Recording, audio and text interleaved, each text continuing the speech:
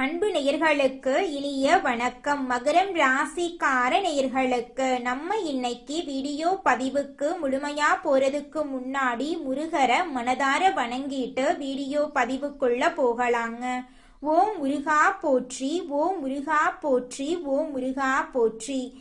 காக்கும் முருகனே போற்றி. நல்லதே நடக்கும், நல்லது மட்டும்தான் நடக்கும்.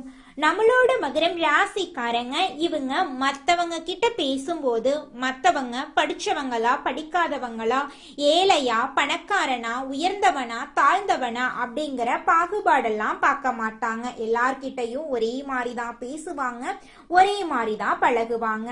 பொதுவாகவே இவங்க துருதுருன்னு இருப்பாங்க. அதே நேரத்துல கோபக்காரங்களாகவும் இவங்க இருக்காங்க. இவங்களை பொறுத்த வரைக்கும் தான் மட்டும் நல்லா இருக்கணும் அப்படிங்கிற சுயநலமெல்லாம் கிடையாதுங்க. தன்னை சுத்தி இருக்கிற எல்லோருமே நல்லா இருக்கணும் அப்படிங்கிற பொதுநல குணத்தோட இவங்க வாழ்ந்துகிட்டு இருக்காங்க. இவ்வளவு அருமையான நற்குணங்களை கொண்ட மகரம் ராசிக்கார அன்பர்களே, எல்லாரும் நலமா இருக்கீங்களா?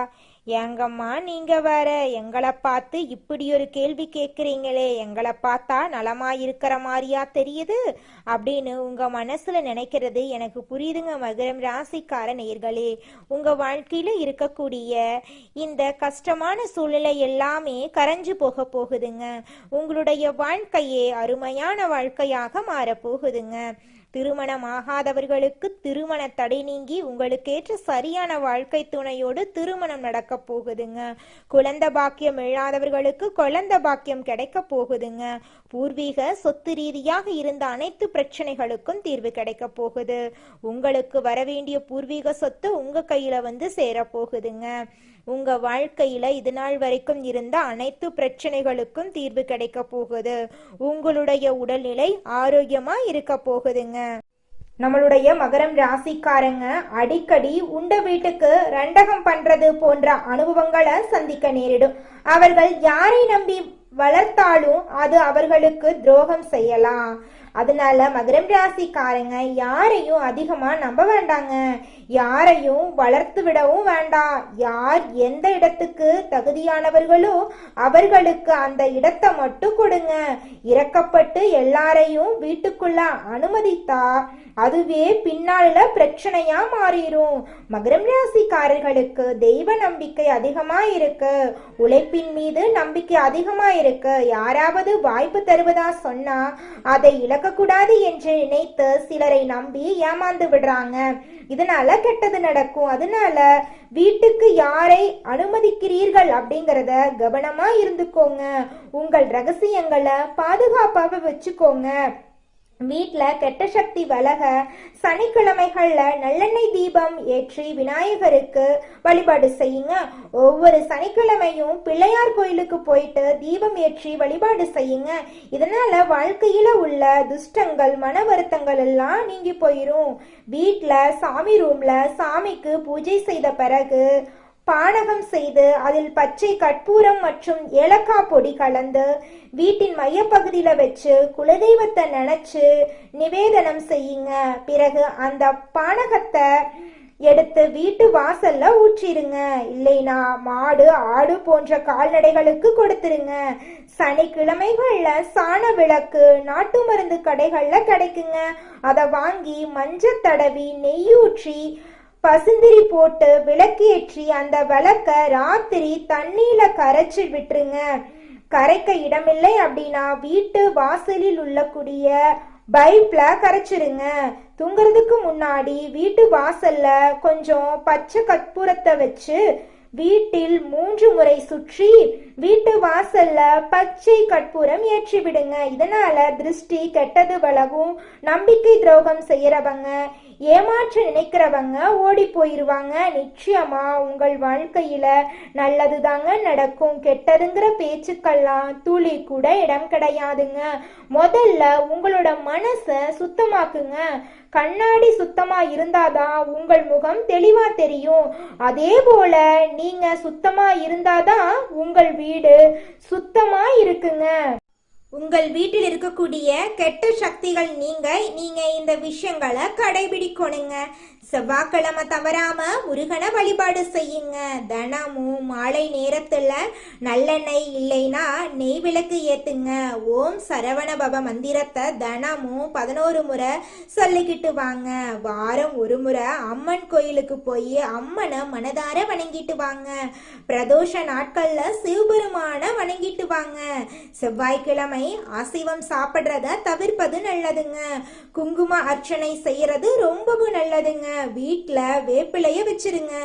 நவ கிரகத்துல செவ்வாய் பகவானுக்கு வழிபாடு செய்யுங்க. வீட்டுல திருஷ்டி பொம்மைய தொங்க விட்டுருங்க. செவ்வாய்க்கிழமைகள்ல சிவப்பு நிற உடை அணிஞ்சுக்கோங்க. நெற்றியில குங்குமம் சந்தனம் வச்சுக்கோங்க. வலது கையில செம்பு காப்பு போட்டுக்கோங்க. வாரத்துக்கு ஒரு முறை கடுகு உப்பு திருஷ்டி சுத்தி போட்டுக்கோங்க. வீட்டை தினமும் சுத்தமா வச்சுக்கோங்க. உடைந்த கண்ணாடி பழைய பொருட்களை அகற்றிருங்க.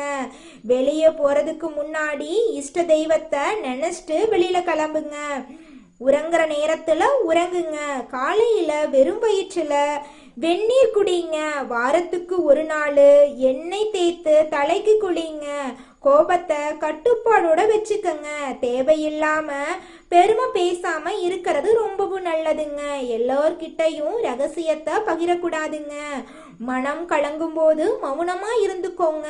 தினமும் குறைஞ்சது 5 நிமிஷம் தியானம் பண்ணுங்க. தீய வார்த்தைகளை தவிர்த்துருங்க. எதிர்மறை மனிதர்களிடமிருந்து தூரமா இருந்துக்கோங்க. பொறாமை கோபத்தை குறைச்சுக்கோங்க. பிறரை மதித்து பேசுங்க. தினமும் நன்றி சொல்லும் பழக்கத்தை வச்சுக்கோங்க.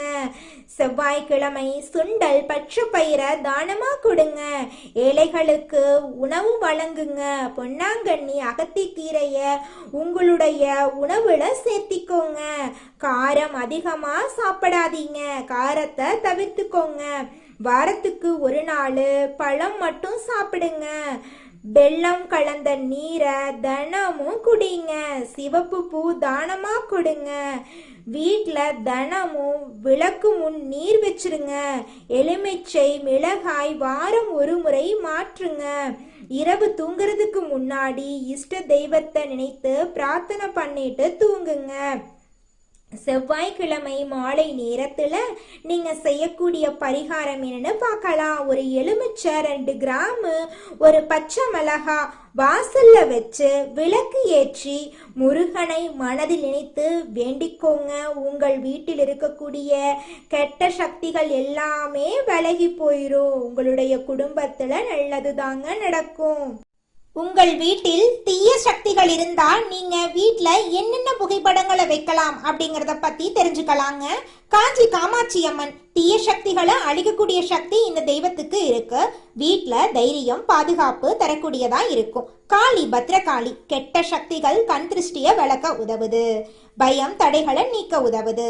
மகாவிஷ்ணு மன அமைதி பாதுகாப்பு தரக்கூடிய தெய்வம். எதிர்மறை எண்ணங்களை குறைக்கிறதுக்கு இந்த தெய்வம் உங்களுக்கு பாதுகாப்பா இருக்கும்.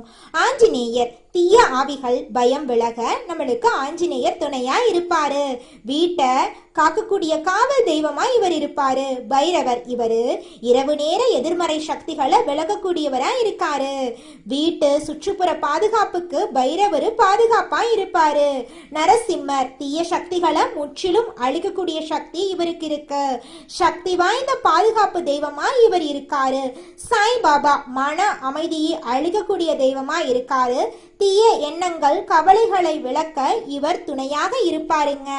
வடகிழக்கு மூலையில நீங்க தெய்வ புகைப்படங்களை வைக்கலாங்க.